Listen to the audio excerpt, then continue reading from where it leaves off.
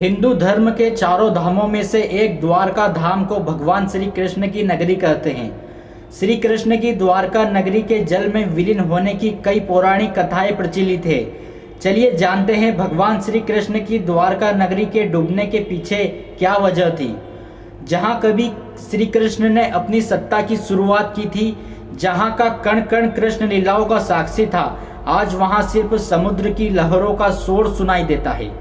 गोमती नदी और अरब सागर के संगम पर बसा विश्वास और इतिहास को जोड़ता ये नगर आज भी श्रद्धालुओं के लिए देवभूमि है।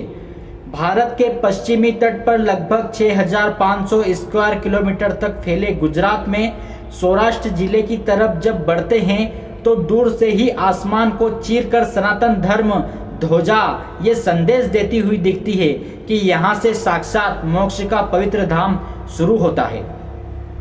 और मित्रों, यहीं से शुरू होता है द्वारकाधीश का साम्राज्य, जिसका कुछ हिस्सा आज समुद्र की गहराइयों में कहीं गुम सा हो गया है। आज हम आपको श्री कृष्ण के द्वारका शहर के खोज के विषय में बताने वाले हैं, जो अद्भुत है, अविश्वसनीय है, अकल्पनीय है, जिसे स्वयं श्री कृष्ण ने बसाया था। मित्रों, जहां पर वो अपनी प्रजा के साथ रहते थे, जहां उनका राजपाट था, लेकिन आखिर ऐसा क्या हुआ था कि ये पूरा साम्राज्य समुद्र की अनंत गहराइयों में समा गया। तो चलिए जानते हैं इसके पीछे के रहस्य को। द्वारका की पौराणिक और ऐतिहासिक पृष्ठभूमि रहस्य में डूबी हुई है।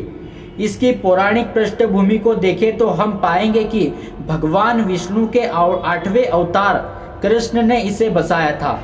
श्रीमद् भागवत के पवित्र ग्रंथ के अनुसार कृष्ण का जन्म मथुरा की जेल में हुआ था, लेकिन उनके पिता वासुदेव उनकी सुरक्षा को देखते हुए उन्हें गोकुल ले आए, जहां उनका पालन पोषण हुआ, जहां वो गोपियों और राधा के साथ रासलीला रचाते हुए बड़े हुए हैं। वहीं पर उन्होंने अपने मामा और मथुरा के क्रूर राजा कंस का वध किया। मित्रों, कंस के ससुर जरासंध के 18 बार मथुरा पर आक्रमण करने के कारण वो सारी प्रजा को लेकर पश्चिम की ओर निकल गए, जहां पर भगवान श्री कृष्ण ने एक द्वीप शहर स्थापित करने का निर्णय लिया। पौराणिक ग्रंथों की माने तो श्री कृष्ण ने द्वारका बचाने के लिए समुद्र देवता से जमीन ली और महान आर्किटेक्चर विश्वकर्मा से रातों रात द्वारका का निर्माण करवाया। विशाल दीवारों से घिरी ये नगरी वास्तुकला की बेहतरीन मिसाल थी। धन दौलत से समृद्ध इस नगर के दरवाजे सोने के थे। हिंदू पुराणों की माने तो द्वारका का निर्माण कृष्ण ने कुछ स्थली नामक स्थान के निकट किया था। मित्रों, शहर तेजी से उभरा। इसमें लगभग 900 महलों में हजारों लोग रहते थे। शहर पूरी तरह से किलेबंद था और केवल जहाज द्वारा ही यहाँ तक पहुँचा जा सकता था। लेकिन श्री कृष्ण ने जिस शहर को इतने प्यार से समुद्र के बीच में बसाया, वो शानदार शहर उसी समुद्र में डूब गया। द्वारका का ये खोया हुआ शहर आज दुनिया भर में चर्चा का विषय बन गया है। लेकिन सवाल अभी भी वही है कि ये डूबा कैसे। दोस्तों, द्वारका नगरी के डूबने के पीछे कई तरह की कहानियां और मिथक फैले हुए हैं। महाभारत के अनुसार श्री कृष्ण पांडवों की तरफ से महाभारत के युद्ध में शामिल हुए थे और इस युद्ध में पांडवों की जीत हुई थी और कौरवों की हार। 100 पुत्रों के शोक से दुखी गांधारी ने क्रोध में आकर श्री कृष्ण को श्राप दे दिया कि जिस तरह कौरवों के वंश का नाश हुआ है, ठीक उसी प्रकार पूरे यदुवंश का नाश भी होगा। धीरे धीरे द्वारका में हालात तनावपूर्ण होने लगे। उसके पश्चात सभी यदुवंशी आपस में लड़ लड़कर मरने लग गए थे। सभी यदुवंशियों की मृत्यु के बाद बलराम ने भी अपना शरीर त्याग दिया। मित्रों, बलराम के देह त्यागने के बाद श्री कृष्ण उदास होकर वन में विचरण करने लगे। घूमते घूमते वे एक स्थान पर बैठ गए और गांधारी द्वारा दिए गए श्राप के बारे में विचार करने लगे और फिर एक पेड़ की छांव में बैठ गए। इसी समय जरा नामक एक शिकारी का बाण उनके पैर में आकर लगा, जिसने दूर से उनके पैर के अंगूठे को हिरण का मुख समझकर बाण चला दिया था। जब वो शिकारी शिकार उठाने पहुंचा तो श्री कृष्ण को देखकर क्षमा मांगने लगा। कान्हा ने उसे अभयदान देकर देह त्याग दिया। मित्रों, अर्जुन को कृष्ण के देह त्याग का जब संदेश मिला तो वो बहुत दुखी हुए। इसके बाद अर्जुन ने द्वारका पहुंचकर वासुदेव जी से कहा कि वो नगर में शेष बचे सभी लोगों को हस्तिनापुर चलने की तैयारी का आदेश दे। फिर अर्जुन ने प्रभास क्षेत्र जाकर सभी यदुवंशियों का अंतिम संस्कार किया। अगले दिन वासुदेव जी ने प्राण त्याग दिए। उस पर उनका अंतिम संस्कार कर अर्जुन सभी महिलाओं और बच्चों को लेकर द्वारका से निकल गए। जैसे ही उन लोगों ने नगर छोड़ा, द्वारका का राजमहल और नगरी समुद्र में समा गई। मित्रों, प्रचलित कहानियों के मुताबिक माता गांधारी के अलावा दूसरा श्राप ऋषियों द्वारा श्री कृष्ण के पुत्र श्याम को दिया गया था। दरअसल एक बार महर्षि विश्वामित्र, देव ऋषि नारद और कण्व द्वारका गए। तब यादव वंश के कुछ लड़के ऋषियों के साथ हंसी करने के प्रयोजन से श्री कृष्ण के पुत्र श्याम को स्त्री वेश में ले गए और ऋषियों से कहा कि यह स्त्री गर्भवती है, आप इसके गर्भ में पल रहे शिशु के बारे में बताइए कि क्या जन्म लेगा। मित्रों, ऋषियों ने अपना अपमान होता देख श्राप दिया कि इसके गर्भ में मूसल उत्पन्न होगा और मूसल से समस्त यदुवंशियों का कुल विनाश की राह पर चले जाएगा। महाभारत के 23वें और 34वें विश्वलोक के अनुसार जिस दिन कृष्ण 125 साल के बाद आध्यात्मिक दुनिया में शामिल होने के लिए पृथ्वी छोड़ गए थे, उसी दिन शहर अरब सागर में डूब गया था और यही वो समय था जब कलयुग की शुरुआत हुई थी। मित्रों, यहाँ से ही कलयुग की शुरुआत हुई है। समुद्र के देवता ने भूमि को एक बार फिर से वापस ले लिया। द्वारका के खोए हुए शहर को डुबो दिया, लेकिन भगवान कृष्ण के महल को बचा लिया। यह भी कहा जाता है कि खोई हुई द्वारका नगरी पर एक उड़ने वाली मशीन जहाज द्वारा हमला किया गया था।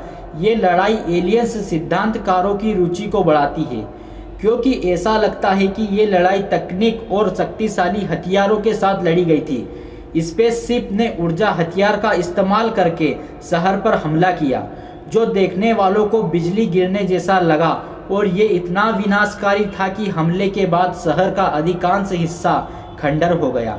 दोस्तों, वैसे तो द्वारका आज तक एक रहस्य बना हुआ है, लेकिन आज जिसके अवशेष पानी के नीचे खोजे जा रहे हैं, वो द्वारका नगरी कई रहस्यों से भरी हुई है। मित्रों, आइए जानते हैं इसे लेकर हमारे आर्कियोलॉजिस्ट क्या कहते हैं। द्वारका नगरी के नष्ट होने के मत पर कई सवाल उठते हैं। कोई कहता है कि ये कोई प्राकृतिक घटना का काम हो सकता है, लेकिन कुछ वैज्ञानिक का कहना है कि 9000 साल पहले जब हिमयुग समाप्त हुआ तो समुद्र का जल स्तर इस कदर बढ़ा कि उसमें देश दुनिया के कई बड़े शहर डूब गए। उन्हीं शहरों में से एक द्वारका भी था। मित्रों, एक सिद्धांत के अनुसार खोया हुआ द्वारका शहर लगभग 3500 साल पहले पुनः इसी भूमि पर बनाया गया था और समुद्र का स्तर बढ़ने पर पानी में डूब गया था। वैज्ञानिक अध्ययन से पता चला है कि 1000 ईस्वी में अपने वर्तमान स्तर तक पहुंचने से पहले क्षेत्र में समुद्र का स्तर कई बार बढ़ा और घटा है। हालांकि इस मामले पर आज भी शोध जारी है और अब तक जो भी सबूत मिले हैं उसमें सिद्ध होता है कि ये एक असली घटना है। हमारे बीच एक और सबूत यह भी है कि महाभारत में जिन 35 शहरों के बारे में लिखा हुआ है वो आज भी हमारे बीच मौजूद है। आर्कियोलॉजिकल डिपार्टमेंट को इसके कई प्रमाण मिले हैं। भारत और इसके आसपास के कई देशों का महाभारत में उल्लेख हुआ है। दोस्तों, इस रिसर्च से इतना कहा जा सकता है कि द्वारका एक छोटा शहर नहीं था, बल्कि एक विस्तृत और समृद्ध राज्य था। ये सभी साक्ष्य और सबूत जब भविष्य में भारत के समृद्ध और प्राचीन इतिहास को बताने के रूप में पेश किए। मित्रों, हिंदू धर्म के चारों धाम में से द्वारका धाम की प्रशंसा करना शब्दों से परे है। इसका कारण है यह धाम अति प्राचीन होने के साथ साथ ही अपनी वास्तुकला शैली के कारण पूरे विश्व में अपनी प्रसिद्धि हासिल किए हुए है। द्वारका नगरी को बसाने का श्रेय द्वारकाधीश श्री कृष्ण को दिया जाता है, क्योंकि इसके पीछे कुछ ऐसी परिस्थितियां उत्पन्न हुई जिसके परिणाम स्वरूप श्री कृष्ण भगवान को मथुरा छोड़ करके द्वारका की ओर पलायन करना पड़ा। एक नई नगरी द्वारका का नव निर्माण करना पड़ा। मित्रों, द्वारका नगरी यह एक पर्यटन स्थल होने के साथ साथ यहाँ पर ही श्री कृष्ण भगवान का मंदिर भी है और यह मंदिर चारों धाम में से एक माना जाता है। यहाँ भी जो भक्त बड़ी श्रद्धा के साथ आते हैं उनकी मनोकामनाएं भगवान श्री कृष्ण अवश्य पूरी करते हैं। यदि निष्काम भाव से ईश्वर से कुछ मांगा जाए तो अवश्य ईश्वर उसकी मदद करने के लिए तत्पर हो जाते हैं।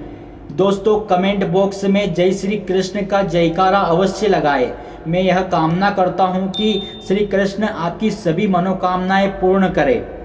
अब मित्रों, हम जानते हैं कि श्री द्वारका धाम कैसे जाए। अब प्रश्न उठता है कि द्वारका धाम कैसे जाए। तो मित्रों, द्वारका जाने का 3 साधन है। सर्वप्रथम साधन है हवाई जहाज के माध्यम से। यदि आप हवाई जहाज के माध्यम से द्वारका जाना चाहते हैं तो द्वारका के सबसे निकट हवाई अड्डा जामनगर है। यदि आप हवाई जहाज के किराए को अफोर्ड करने में अक्षम है तो तब आप ट्रेन से जा सकते हैं। द्वारका के नज़दीक ट्रेन जामनगर रेलवे स्टेशन पर मिल जाएगी। मित्रों, द्वारका भी स्टेशन है। यदि आपके यहाँ से ट्रेन चलती हो द्वारका के लिए तो आप द्वारका के लिए भी बुक कर सकते हैं। यदि आप अपने साधन से द्वारका आना चाहते हैं उसके लिए आप राजकोट, पोरबंदर और अहमदाबाद होते हुए जामनगर और फिर द्वारका आप आसानी से पहुँच जाएंगे। मित्रों, इस चैनल से धार्मिक ज्ञान, पूजा विधि, वास्तु टिप्स सरल शब्दों में साझा किए जाते हैं। वीडियो अच्छा लगा हो तो चैनल को सब्सक्राइब कीजिए और वीडियो को लाइक कीजिए क्योंकि मैं ऐसी ही वीडियो लाते रहता हूँ। जय श्री राम।